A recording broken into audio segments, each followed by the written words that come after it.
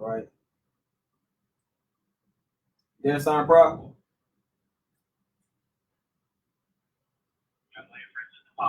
Okay, yes, sir. I'll wait on your cue, wait on your introduction, and then we'll get rolling. Okay.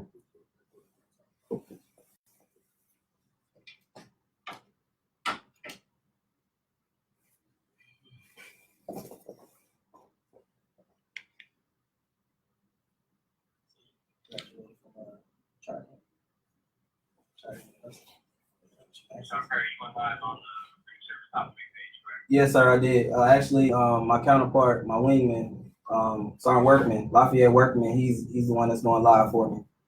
Okay. Yes, sir. You see it? I haven't seen it yet.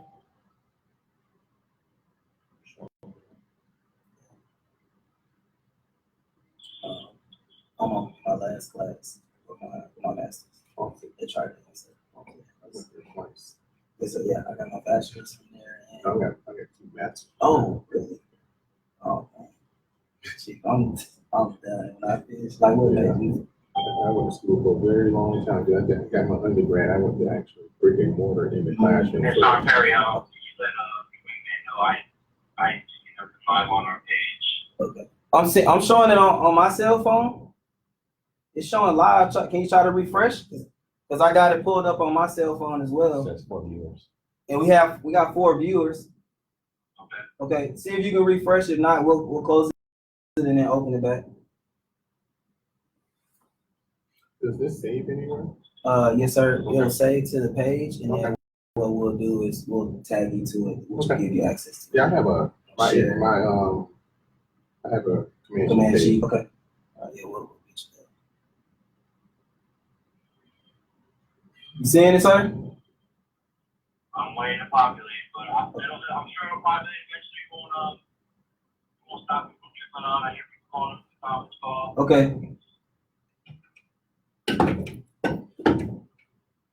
You want to go ahead and get rolling? I'm not sure why it's not populated on our page, but I won't take up too much more excuse time here, so we'll get things kicked off. But alrighty, so while we wait for it to populate, Chief Sergeant Proc, President of Green Service Top 3. Thank you so very much for taking this time to jump on this call on Facebook Live session and provide some mentoring questions from our senior NCOs out in the field, spread out all through recruiting service. So huge thank you on behalf of Recruiting Service Top 3 and the Air Force Recruiting Service for taking this time. Oh, no problem. Thank you. Thank you for the opportunity to not only speak to recruiting service, but to also get an opportunity to have your recruiters understand and know what's going on in Air University for me to share that message. Roger that, sir. And Sergeant Perry, thank you, wingman, for making this happen, setting this up, coordinating everything, getting there, and making this happen for our organization. I will ask that for everybody who is calling on the conference line, please mute your phones to eliminate any potential background noise that would disrupt the conversation. So without further ado, Sergeant Perry, the floor is yours. Yes, sir. Hey, thank you, Sergeant Procacino. All right.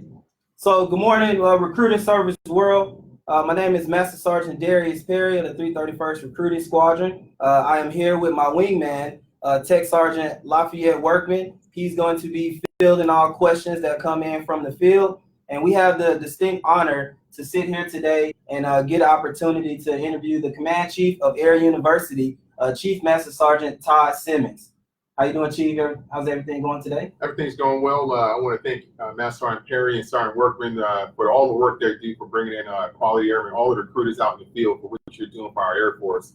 And to have the opportunity to represent Air University today to talk to recruiters is fantastic. And I'm excited. I'm excited for your questions. And for those of you who don't know me, no questions off limit. Definitely, I try to stem a bold leader and try to be a bold leader. So I expect you to be the same in the field. So let's definitely get after this and find out what are the challenges out there that we can help you out with from an education and development standpoint here at Air University. Okay, all right, fair enough, Chief. Well, since no question is off limits, let's start with the basics. Let's let our audience kind of get a better feeling, note exactly who you are. Okay.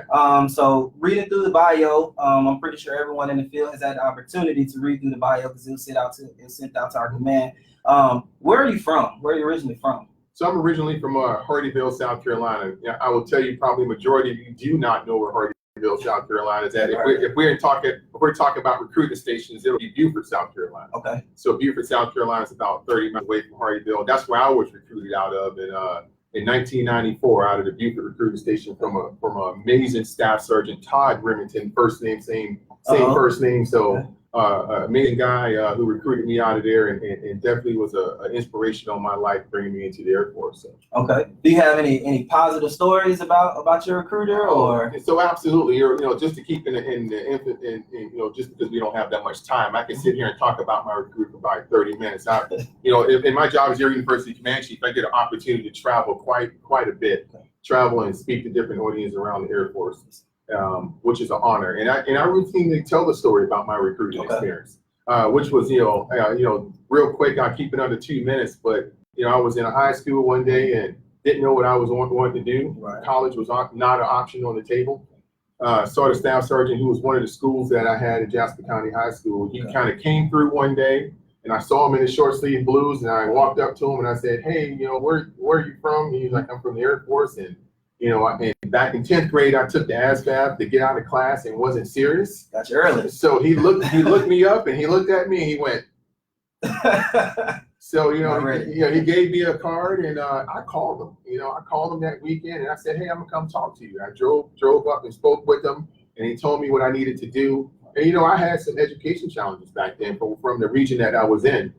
And that Staff Sergeant Remington came and I came and he let me kind of come in on Saturdays with the delayed enlistment program recruits that he already had in the pipeline and kind of let me kind of see what was going on. He worked with me. He took me to the ASVAB testing site, got me ready, got me prepared, and I passed the test. He got me into the Air Force. And to this day, I think I credit that staff sergeant with not only saving my life, but giving me the quality of life that I have with my family today. So recruiting for me started day one. Everyone has their significant moment in their career where either a TI or a supervisor or someone has had that significant impact on their lives. But for me, it was a recruiter.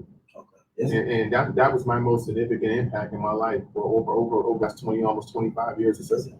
That's an awesome story to hear coming from a command chief, because our motto is world-class customer service. So to hear that, we've been providing, recruiting service has been providing that world-class customer service since 1994, from you being a 10th grade applicant until now, command chief of, Air University. I think that's awesome. So 1994 is when you came in. So I'm terrible at public math. So how many years have you been in? 24 years 24. And about 6 months. Okay. Are you gonna do 30?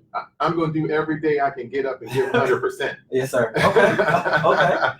So what was your primary FSC? So I came in security forces, a law enforcement troop, and I did 20 years as a defender before I became a command chief. So I did airman basic, the chief master sergeant, and then became a command chief after that. And it's been an experience. Okay, yes, sir. That's awesome stuff. Okay. So again, Sergeant Workman, if we get any questions coming in from the field, we don't have anything just yet. Okay. All right, so I'm gonna go to questions that we had that previously came in from the field. I would like to go through and just kind of pose some questions to you, get your insight, get your opinion, your leadership, your mentorship on these questions that were previously populated from the field. So the first question that I want to ask, was being a command chief always on your radar? And if it was or was not, at what point in your career did you kind of realize, hey, this is possible for me? That's an interesting question because the point that I wanted to become or I accepted that challenge was just yesterday I was talking to the absolute person who was one of my mentors who when I said I think I can do that, and that's Chief Master Sergeant Colon Lopez. Some of you may know him, Chief we refer to him as CZ. He's the AFRICOM Senior Enlisted Advisor right now. So he's a COCOM Command Chief for AFRICOM. So I did not aspire to be a command chief. And if I can sit here and talk about what security forces did for me. Right. I love being a defender. I came in as an Airman Basic as a defender. I worked to make chief as a defender. I wanted to stay a defender.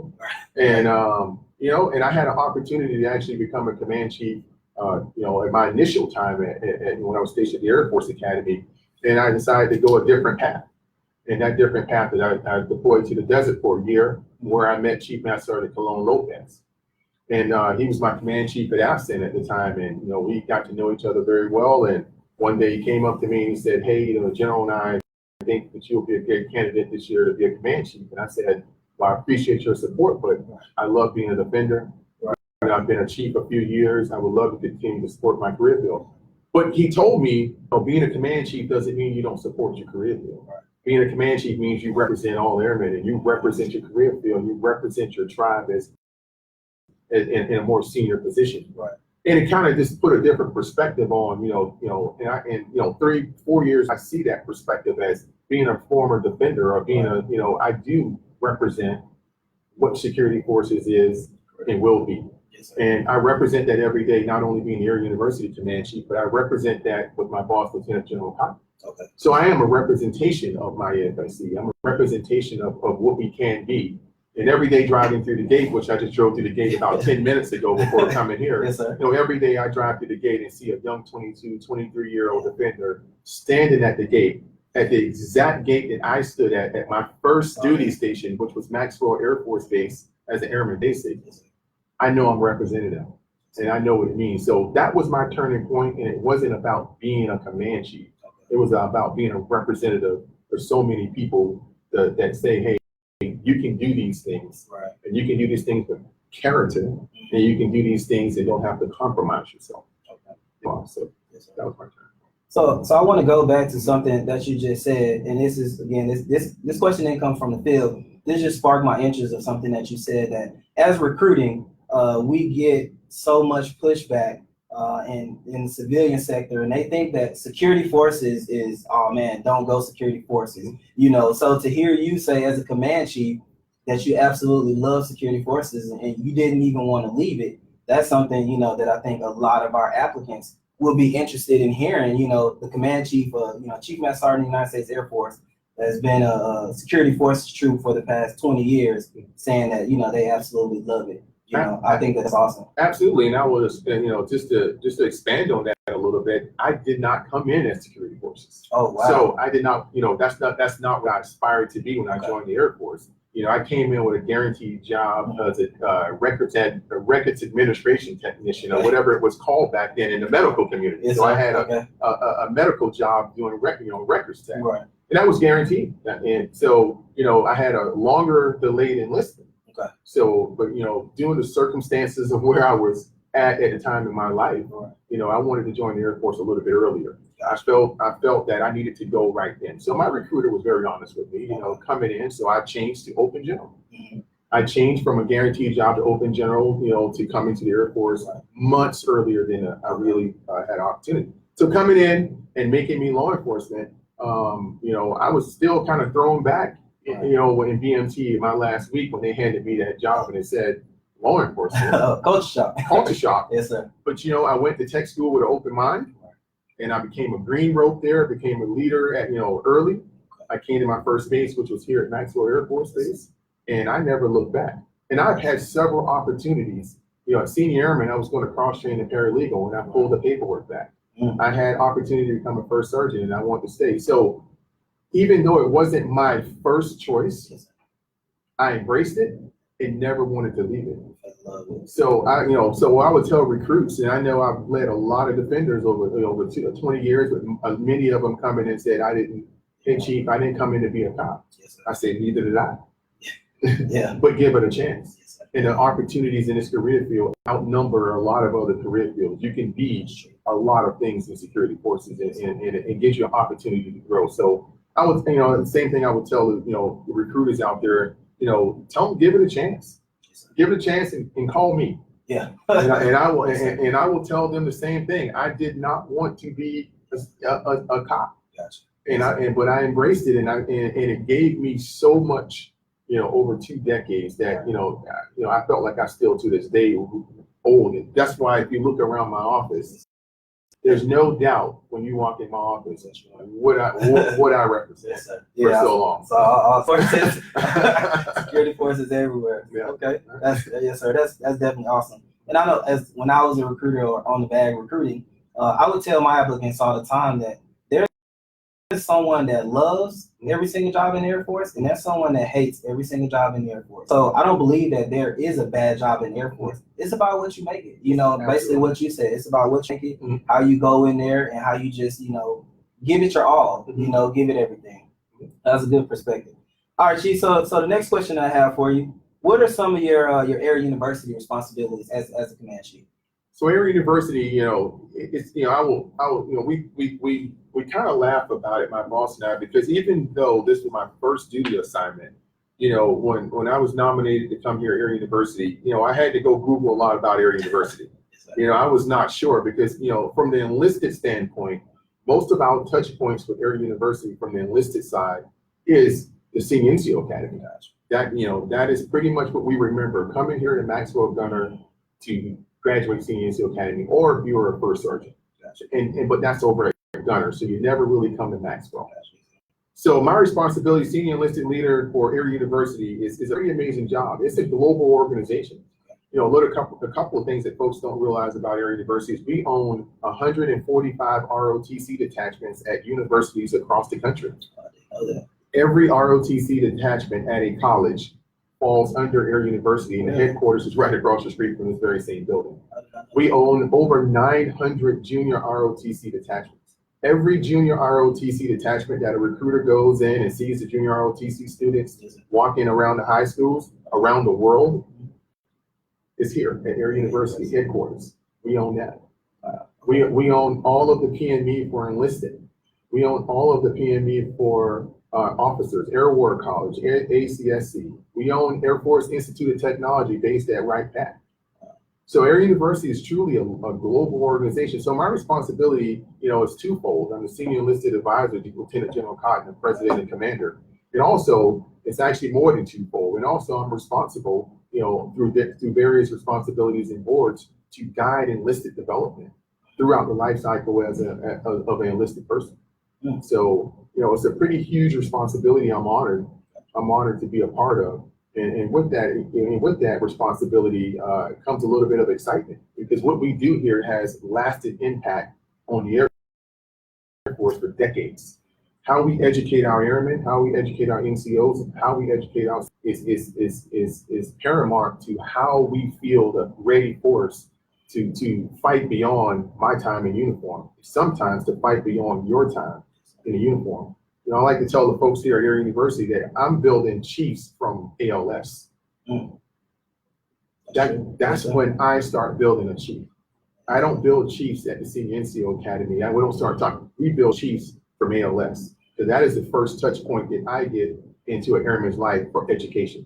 So I'm not adding the building blocks from ALS on up to open your mind, to make you think a little bit critically, to build on to being the leader that commanders rely on. When you're a chief, then we're missing the mark. So huge responsibility, something of excitement, and I'm honored to even have the opportunity to sit here. Yeah, yes, sir. So, I don't know how you have time to sit here. Yeah. Yes, sir. I see. Chief, we have a question from the field. Okay. So we have a member that's asking, if you were in front of a high school guidance counselor, what are the main points that you would tell them about the Air University that they should relay to their students? The high school guidance counselor. I would tell a high school guidance counselor that's in front of anyone, that I would tell you it's personal. A lot of our recruits that come from all walks of life. But I would tell you, for me, the most important thing I would have wanted my guidance counselor to tell me is that, hey, you can afford college, which I already knew. You can't afford college, and you know what? You may not be ready for college. But this opportunity for you may be something that gives you discipline, that gives you it's going to give you a skill, and it's going to give you access to college on an equal playing field to anyone else. And there will be no haves and have-nots. You know, that you can go in there and learn a skill, learn discipline. And when you're ready, you can go to college, and it will be the same opportunity that anyone else will have of 330,000 people, which is different from telling me that you can go to college, but I can't afford it, and my opportunity is not the same as maybe my neighbor because of economic reasons.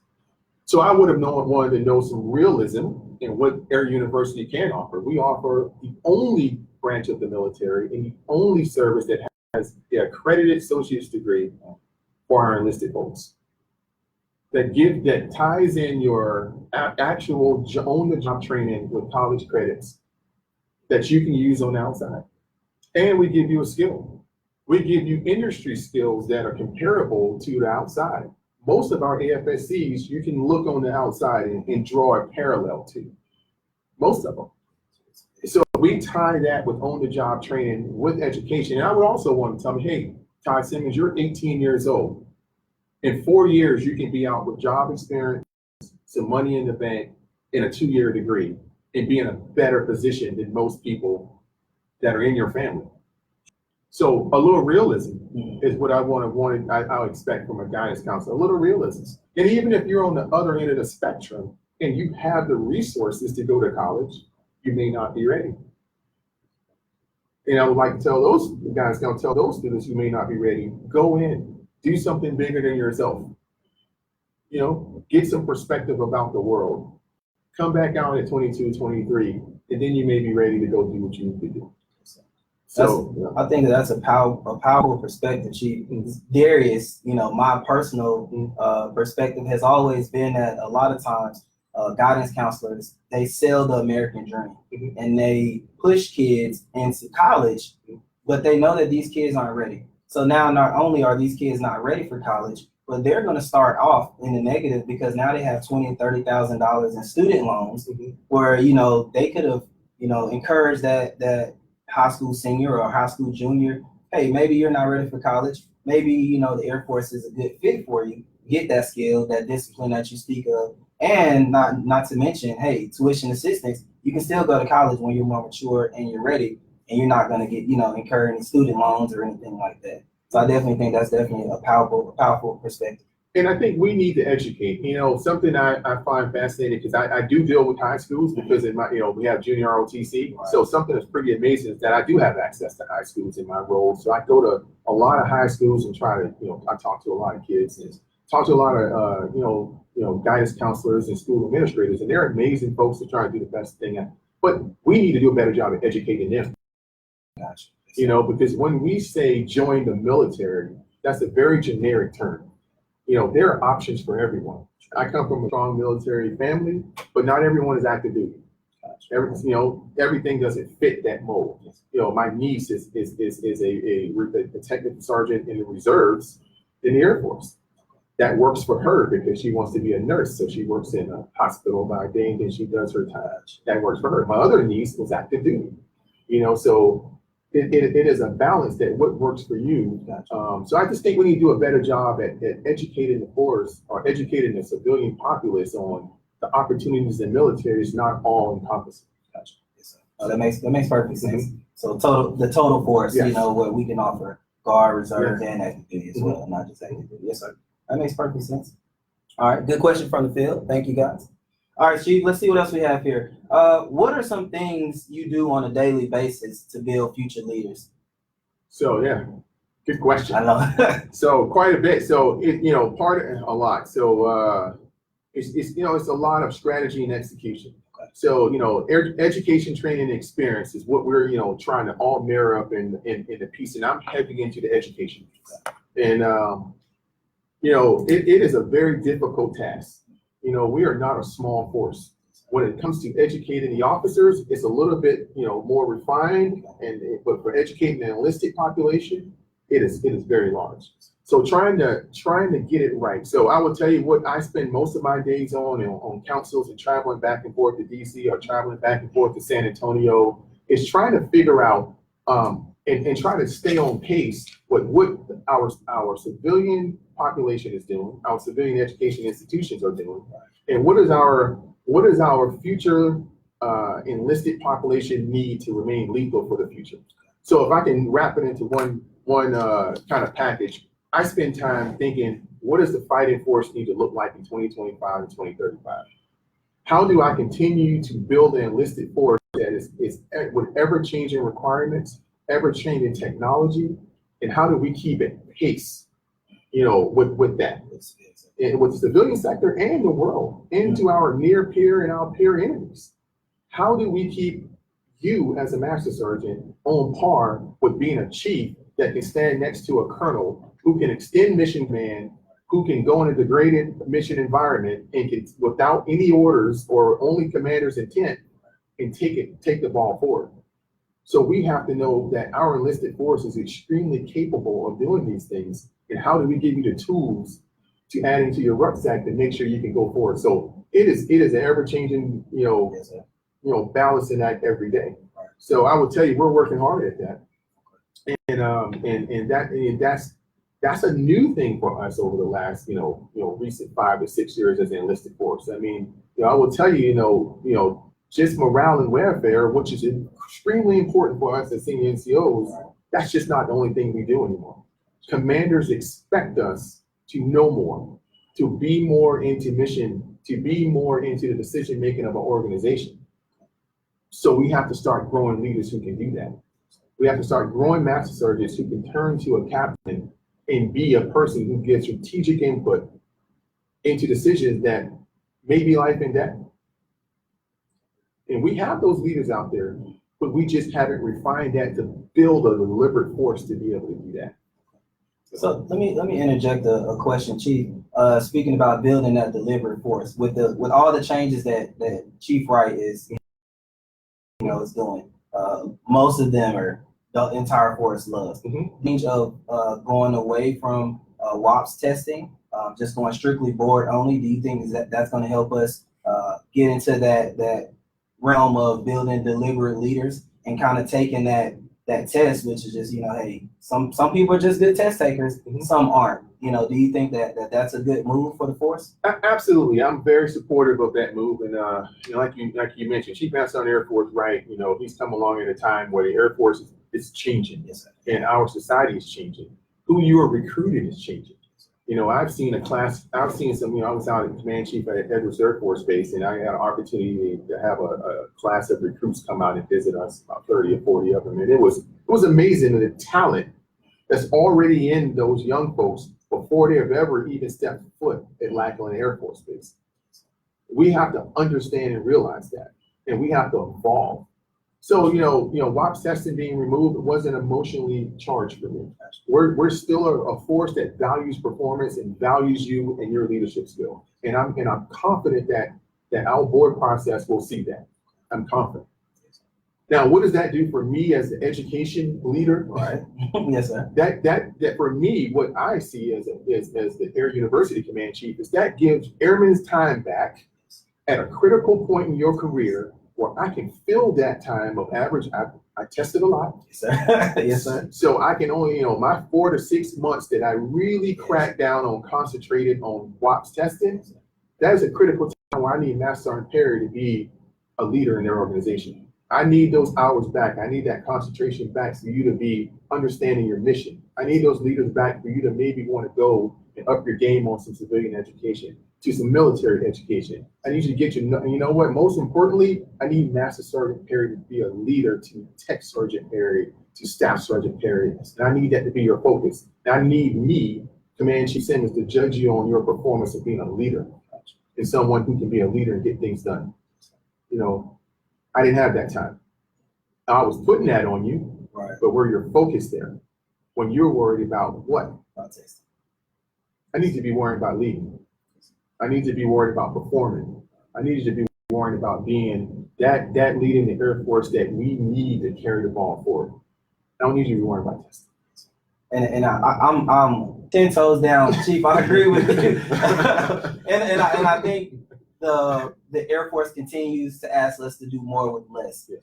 So I think that was the ultimate move to, by Chief Wright and, and yourself as well and other senior leaders to say, you guys have been asking for help. This is how we can help you.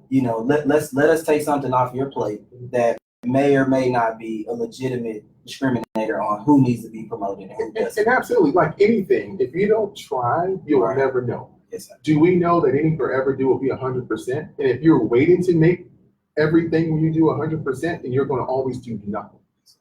So I believe in this policy. I believe it's the right thing to do. But let's see. Right. Yes, sir.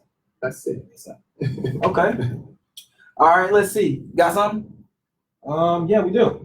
Okay. So we have something from the field. What is happening to the CCAF Professional Manager Certificate Program? So great question. Great question. I'm taking a look at the CCAF Professional Managers Certificate Program. We're looking at, with the addition of Air Force School, which has been the most popular education program that has been laid out in decades, I would say. Air Force School, when it was rolled out a few years ago, was the expectation of a certain percentage of users. We doubled that every 4 to 6 months.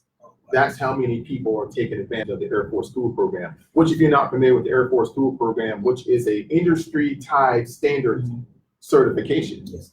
Professional military certificate is not tied to any industry standard. It is internal to the United States Air Force. It's internal to the Community College of the Air Force.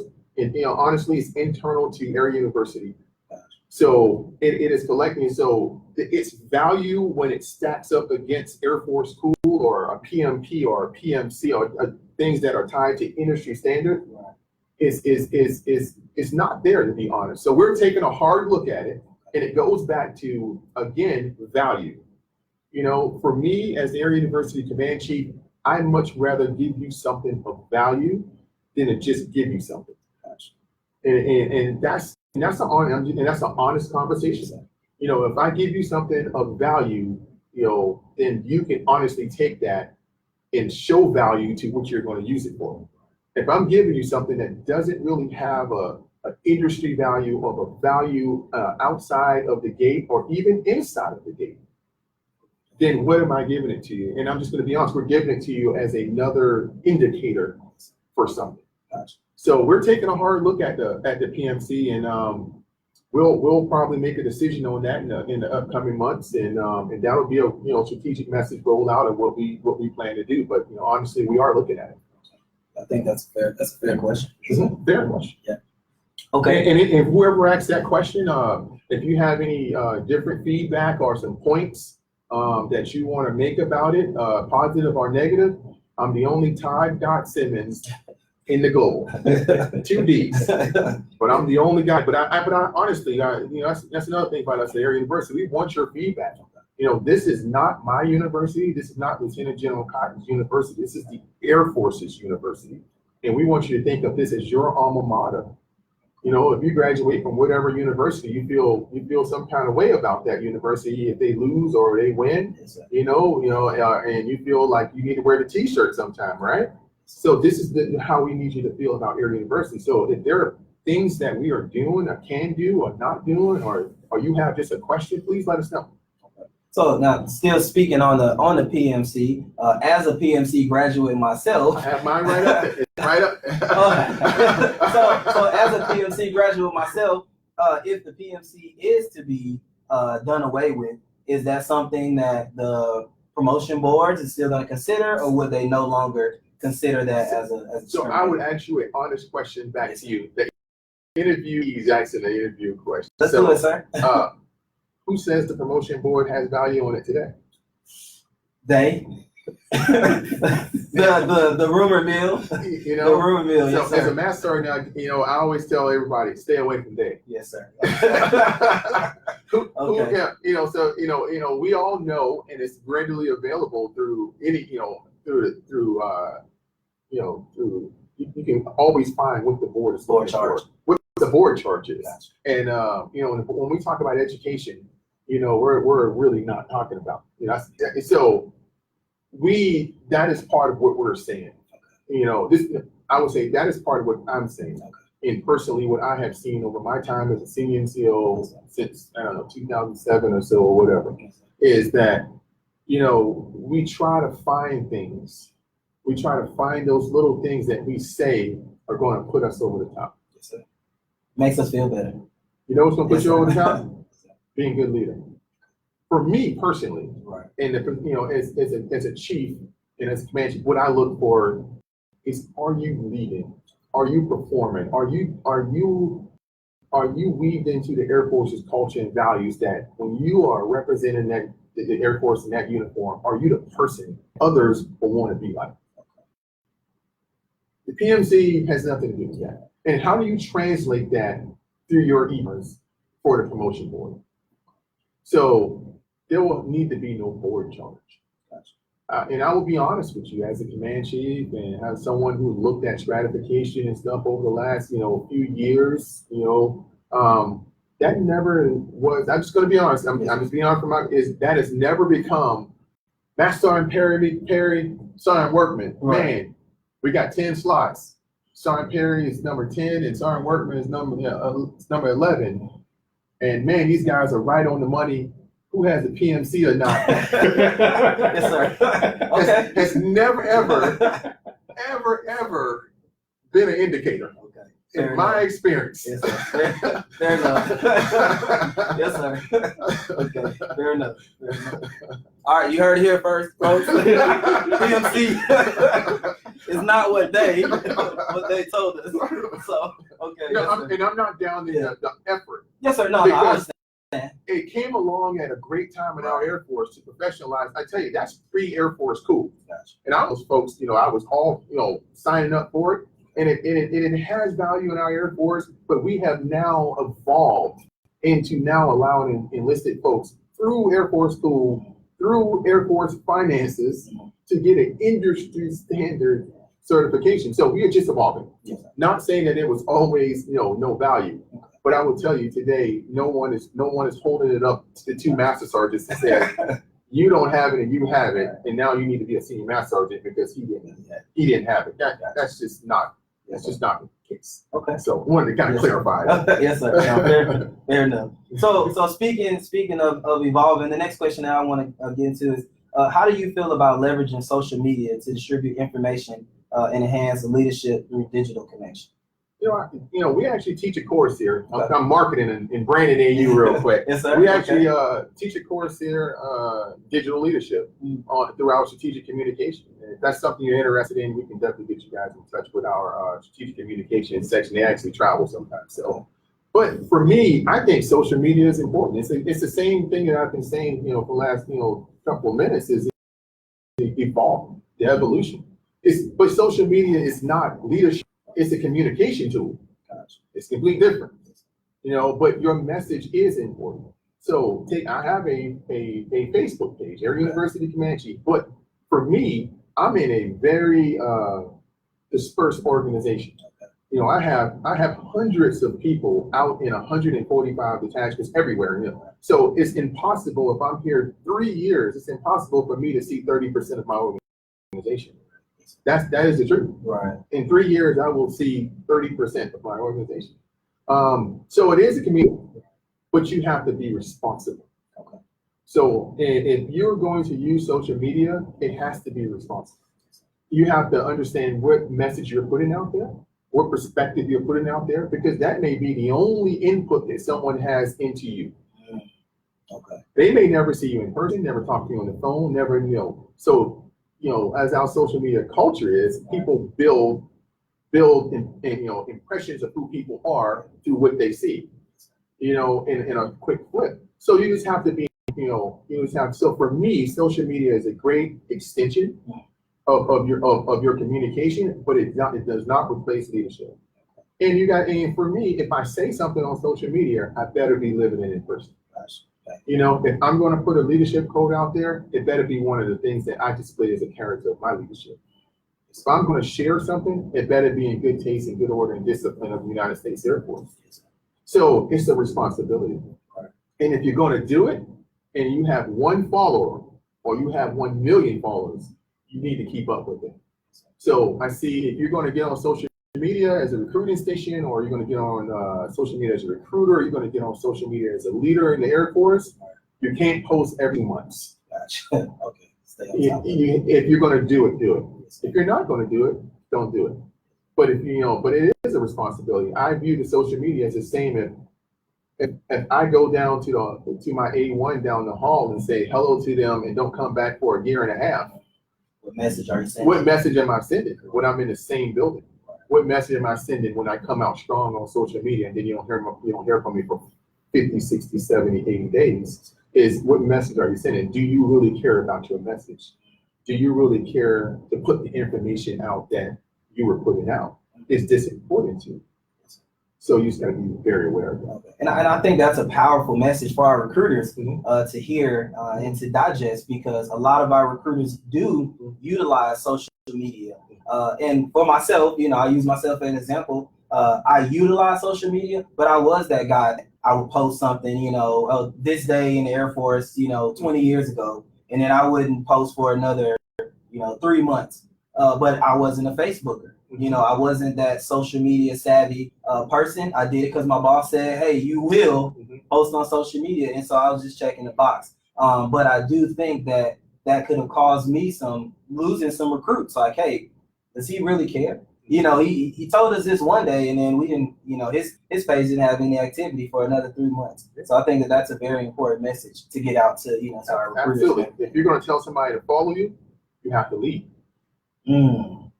That's strong, sir. Just being honest. That's strong. If you're gonna tell somebody to follow, you have to lead. That's strong. Yes, sir. Okay. I like that one. I like that, sir. Okay. All right, let's see what else we have. How can we encourage more ideas from the field? And I would say field in a broad sense. How can recruiters help Air University? How can Air University help recruiters? And how can Operational Air Force help? Be engaged. Okay. And I just talked about the organizational structure of Air University a little bit. Be engaged. When you attend a PME school, it should be like you just paid your own dollars because you did, you're taxpayers. Be engaged. So if the ALS curriculum for you as a senior airman did not really meet the mark for you, if you didn't feel like you were stretched in that time frame, then you need to take your critique serious. We look at those. If you are a technical sergeant, or you are a master sergeant, or you are a chief, lieutenant chief leadership force, you need to be engaged. But that's not the only time that I need you to be engaged. I need you to be engaged. I need you to look at the people you lead, and if they have gaps, we all have gaps. If they have gaps in the development of how they, what you need to vocalize that. You need to go, how do I fill these gaps? I've led 10 people now and they have this gap. I will tell you right now, our senior NCOs have gaps in the family business. And when I say the family business, most of our senior NCOs do not understand resourcing. Most of those do not understand UMD and UMPR or strategic manpower management. We really don't teach that anywhere in PME, and we really don't teach that in the stovepipe of your career fields anymore. So where are you getting it? So we have to understand that is a gap. And the only way you identify gaps is you have to know what your people can and cannot do. And when you identify that, who are the source that can help you with that? It may not be Air University. It may be Second Air Force. It may be recruiting service internally. But as leaders, how you help from the field is you have to know what you're asking for. But regardless of that, we take the feedback. And if change does not happen unless I'm honest with people, hey, I've been a command chief for a few years. No day did I wake up thinking I'm better than Tech Sergeant Workman and Sergeant Perry, or any Tech Sergeant Workman and Perry's out in the field. Do you really think I understand what's going on in the back shop of a maintenance shop that a Tech Sergeant is running right now with airmen and having trouble getting 3 levels up to 5 levels and 5 levels? I don't understand that anymore because I've been years removed. I have a concept of it, but I'm not there today in 2019 understanding the challenges that our airmen are in the field, our NCOs are in the field. It's your responsibility to hold people like me responsible. And I tell people, when you have a senior leader that visits your organization, you have 1 or 2 choices. You can show them how awesome your bathroom is. You can show them how awesome the K9 facility is, or you can tell them what you need. You have 2 responsibilities, or you can do both. But I see too many times when a senior leader visits an organization, we only want to tell about the awards we won. We only want to tell about how great we are. You know what? That's awesome. Write a bullet background paper and have them take it with them. They need to understand what challenges you have so they can fix it. They need to understand that in the back shop that there is like 7 3 levels that you can't get up to 5. So that's affecting sort of production. And you're sending me too many 3 levels from the and you're flooding me. Right. And now that's affecting. I'm 102% man, but I'm 60% effective. That's what needs to be the message of the 70% of the visit, not the fact that we have the most awards in this region. So it's a leadership change. It's a leadership philosophy that we need to adopt. Is be abrupt and be deliberate about what you say, but always be respectful. Gotcha. Makes perfect sense. And that is something that you see all the time. Hey, you know, command chief's coming over. Everybody get outside, clean up rocks. You know, let's clean up. Let's make the place look good. And then, you know, same thing. You know, you get told, or you know, the command chief is giving all the glitz and glamour, but you know, we hide the issues. Leaders are here to face the leaders are here to fix challenges, man. Gotcha. I'm not here to validate that you won a bunch of awards. Gotcha. I know you won a bunch of awards. I probably knew that before I showed up. Yes, sir. I'm here to fix your problem. Gotcha. And we have to get out of the mindset that that's not what we are here for. You as a master sergeant, you're there to fix the problems of the people you work for, that work for you, and fix your leaders' problems. So, you know, and part of that is a tough sell to some folks because we focus always on this and not this.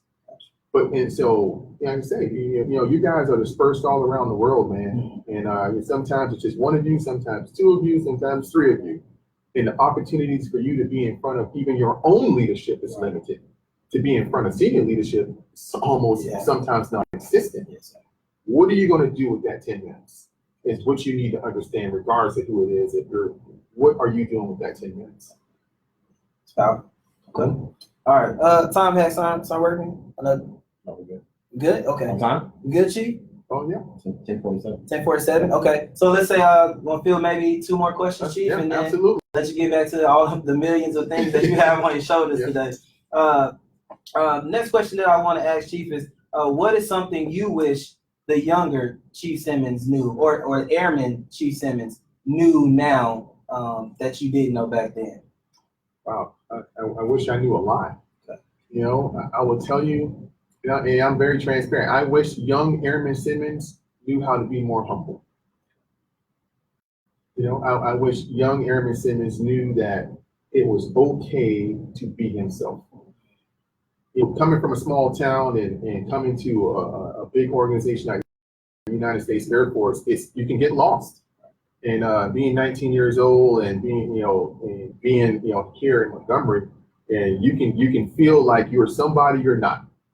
And I definitely would have wanted to know that it was okay to be who I was, and to blossom into somebody blossom into an airman that was based on who I was and to be comfortable. Your true core. My truth, and my truth. Because I can't, that I would talk about today in front of 5,000 people are things I would never even tell someone back in 1995 because I was afraid of judgment. But no one is really judging me.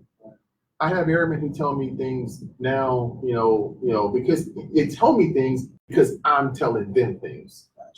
And when you're a leader in the Air Force, and we all are leaders, but at my level now, I wish that all of us would be willing to say who we are, and because whatever, we all have scars. I'm not afraid to stand and, I'm speaking at the First Sergeant Academy graduation on Friday, and I'm not afraid to stand up and tell a bunch of first sergeants that a first sergeant saved my life, like literally saved my life from the darkest days that I had at one point in the military. But as leaders, sometimes I tell folks, it's easy to be in the glitz and glamour of being a senior leader in the United States Air Force and have people think that you came in on the Chief Master Sergeant program. Like you graduated BMT and they said, hey, Here you go. Here you go, man. Look, You're not with them anymore. Right. We're putting you on this bus. Yes, sir. This is the Chief Master Sergeant bus. Right. And sometimes it can be, you know, it's funny, but sometimes some airmen see us like that. I've had airmen tell me that. Well, Chief, you don't understand because you've never had any problems because you're a chief. And I go, let me sit down and talk to you. We, at all levels, at tech, master, staff, you have to let people know. If it was great, if you had no problems, that's great too. But it's good to let people know that things were not always great. And this is how I took this and picked myself up and motivated myself to move back on. If we don't do that, that's the true essence of resiliency in the United States Air Force is not the programs that we feel. It's the leadership. It's the influence that you have on somebody's life that makes them think that I'm connected with you, that I may tell you something. And that's what leadership is about. It's not, and so, you know, for me, I wish I knew that as a young airman, that trust is a good thing. That going out on a ledge and trusting people is a good thing. And trusting in the institution to take care of you is a good thing. But I didn't know that as a young man because I came in with no trust. And that's another thing. You recruit airmen from everywhere, from all walks of life. And it's not necessarily recruiters' responsibility to know who had this and this and this background and who may have been homeless or who may have not eaten. You know, you may not know that. But if you're spending 8 hours a day, 6 hours a day, or whatever a day with someone, man, if you don't know that after a couple of years of spending some time with someone, you need to really look at that word trust and why did that never come up? What were these lunchtime conversations about? You know? And I wish I had that. So. Yeah, I think that's judgment is and then when you said that, I kind of reflected back to myself as an airman or a young staff sergeant, and I think most people come into the Air Force and they create a new persona for themselves because they don't want to judge, you know, ashamed of, you know, hey, I didn't have a dad in my life, and you know, I didn't grow up in the best circumstances, but now, you know, I'm getting a stay. I got decent credit. I can afford to buy a flashy car.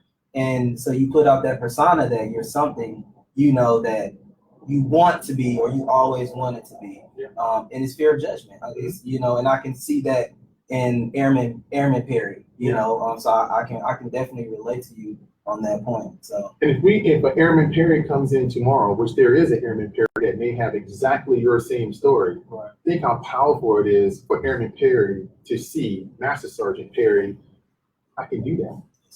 And it ain't going to, you know, I can do that and I'm the same person. I just got to work hard. Correct. You know, but because this and this and this, it doesn't limit me. You know, we recruit people who are barely over the spectrum of the education level, you know, and they may come in and I was one of those airmen, frightful of taking a college class. I'm talking about tormented. Didn't want to do it, took it and failed the first one. You know, it was because I knew my education level where I came from may not have prepared. I didn't even know, I didn't want to even know. But once I started and I struggled, because someone believed in me, Master Sergeant James Dixon, enough to tell me I could do it. And he said, you're going to fail.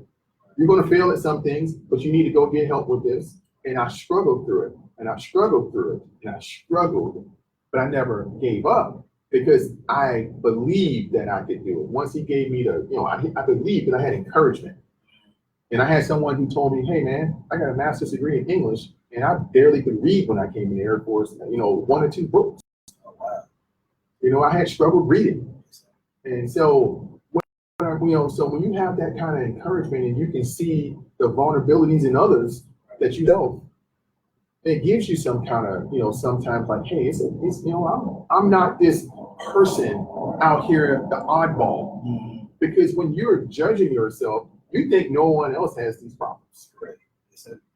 You go, I know I'm, you know, because everyone's putting on the mask, right? Everybody has it on. Yes, sir. But once you realize that everyone, the most powerful day in your life was when you realize everybody's lying to you. Yes, sir. Yeah, everyone has secrets. Yes, sir. That's the most powerful day Yes, sir. in your life when you realize one way or another, every single person's lying to you about something. Yes, sir. So, do you want to lie to yourself anymore? Yes, sir. Yeah, I mean, yeah, that's powerful. All right, so last question, Chief, is what would be your best advice that you can give senior NCO, NCO that's soon to be a senior NCO? What would be the advice outside of just be a true leader? What would be the advice that you would give a Master Sergeant Perry that strives to be a Chief Simmons or a Chief Perry? So I tell you, it's simple, man. Wake up every day with purpose. And your purpose every day does not always have to be associated with the United States Air Force, but you have to start your day with some kind of purpose. Because if you start your day with some kind of purpose, everything else in your life will probably be in line to the best of its ability. Not to say that every day is going to be great, but what's your purpose every day? And it can be the same every day. Every morning you wake up, you need to somehow, before you walk out that door, find your purpose, whatever you need to do. And that's what I strive for every leader. So if you have a purpose, you're going to have a purpose to do the things that you need to do every day.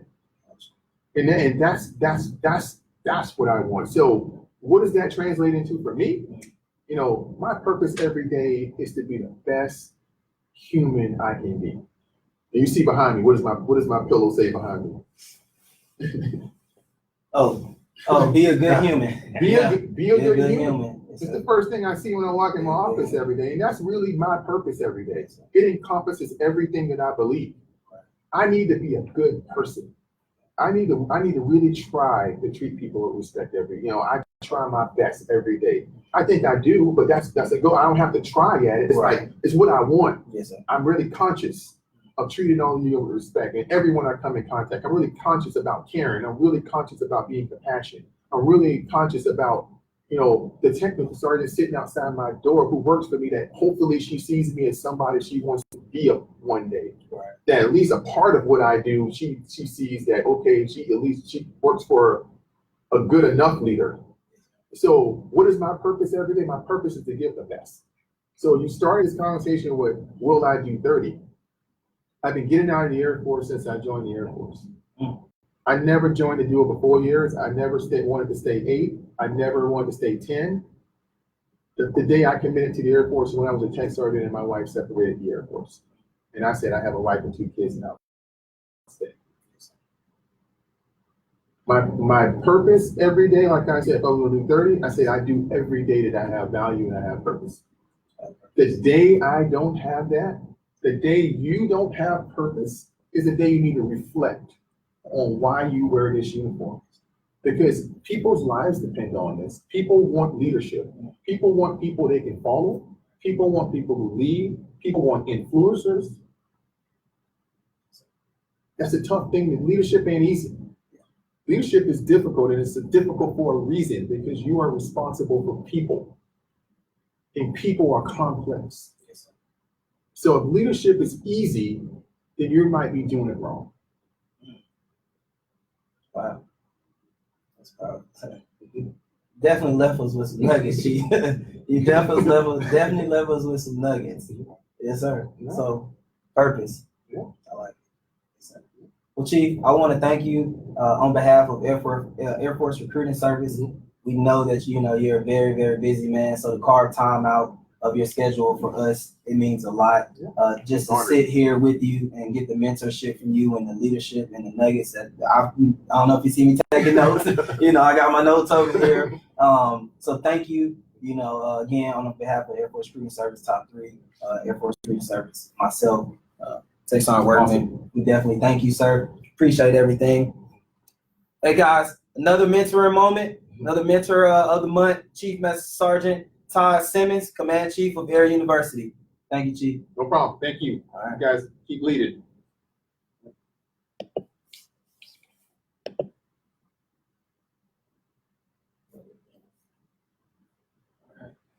Son Prog, you there?